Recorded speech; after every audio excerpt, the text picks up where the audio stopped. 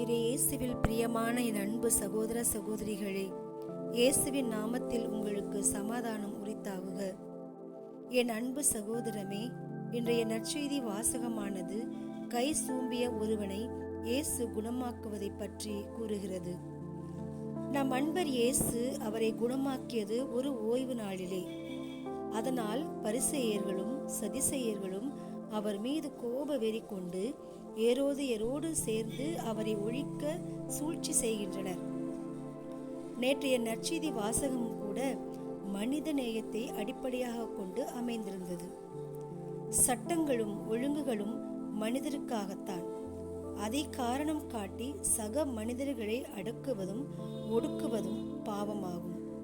இயேசு மனிதாபிமானம் மிக்கவர், தேவையில் இருப்போருக்கு தேவை அறிந்து உதவுவர். எனவே வாய்ப்பு கிடைத்த போதெல்லாம், அது ஓய்வு நாளாக இருந்தாலும் நன்மை செய்ய தவறவில்லை. பரிசேயர்களும் சதிசேயர்களும் இன்னும் இருப்பவர்கள் என்ன சொல்வார்கள், என்ன பேசுவார்கள் என்று நினைத்து நன்மை செய்ய கிடைத்த வாய்ப்பை நழுவ விடவில்லை.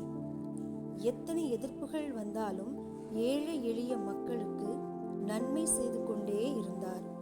அதனால் மக்கள் அவரிடம் ஏராளமாய் வர ஆரம்பித்தார்கள். இதனால் தான் ரோமியர்களும் சதிசேயர்களும் பரிசேயர்களும் எங்கே நம் பதவிக்கும் ஆட்சிக்கும் பிரச்சனை வந்துவிடுமோ என பயந்து அவரை ஒழிக்க சூழ்ச்சி செய்வதை பார்க்கிறோம். அன்பு சகோதரமே, நன்மை செய்யும் போது எதிர்ப்புகள் சோதனைகள் வரத்தான் செய்யும். அதையெல்லாம் பெரிதாக கருதாமல் துணிந்து நன்மை செய்து கொண்டே இருக்க வேண்டும். அதனால் வரும் ஆத்ம திருப்தி எத்தகைய எதிர்ப்புகளையும் சமாளிக்க சக்தி கிடைக்கும். எனவே மனிதாபிமானத்தோடு நடந்து வாய்ப்பு கிடைக்கும் போதெல்லாம் நன்மை செய்வோம். இயேசுவுக்கு சாட்சியாய் வாழ்வோம். இறைவனின் ஆசீர் என்றும்